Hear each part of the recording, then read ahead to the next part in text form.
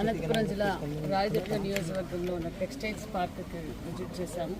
గతంలో ఏదైతే పెద్దలు కాలువ శ్రీనివాసులు గారు ఎంపీగా ఉన్న సమయంలో సెంట్రల్ నుంచి జిల్లాకు ఉమ్మడి జిల్లాకు 2 టెక్స్టైల్స్ పార్క్స్ తీసుకొచ్చారు. ఆ టెక్స్టైల్స్ పార్క్స్లో ఒకటి రాయదుర్గము, ఒకటి పామిడి.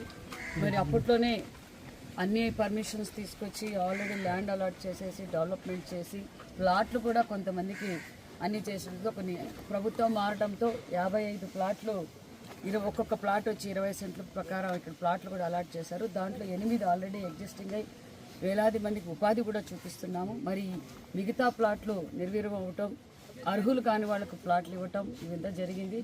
ఇక్కడ ఎందుకంటే ఈ ప్రాంతం ఎక్కువగా గార్మెంట్స్ మీదే ఆధారపడిన ప్రాంతం, ఇది వెనుకబడిన ప్రాంతం. ఇక్కడ ఉపాధి అవసరం అని చెప్పడం తెలియడం కూడా తెలియజేసింది. అదేవిధంగా మేము తెలియజేసేది ఒకటే, రాష్ట్ర వ్యాప్తంగా 14-19లో చంద్రబాబు నాయుడు గారు ఏదైతే గతంలో ఏమైతే హామీలు ఇచ్చామో అది మేము నెరవేరుస్తున్నాం. ఎక్కడ పరిశ్రమలు చూసినా చంద్రబాబు నాయుడు గారు తెచ్చిన పరిశ్రమలు, చంద్రబాబు నాయుడు గారు అజెండా ఒకటే. ఇప్పుడు కూడా దగ్గరలో ఉన్న టెక్స్టైల్స్ పాలసీ కూడా మేము మంచి పాలసీ కూడా తేవబోతున్నాం. ఒక పక్క గవర్నమెంట్స్కి వలన వేలాది మందికి, లక్షలాది మందికి ఉపాధి చూపించే గార్మెంట్స్ పరిశ్రమని మరికొన్ని కూడా తీసుకొచ్చి వాళ్ళకి ఎంకరేజ్మెంట్ చేయాలనేదే దశ నిర్దేశించాం. అదేవిధంగా ఇక్కడున్న రాయదుర్గంలో ఎక్కువగా ఉపాధి కల్పించేది గార్మెంట్స్ ఇక్కడ.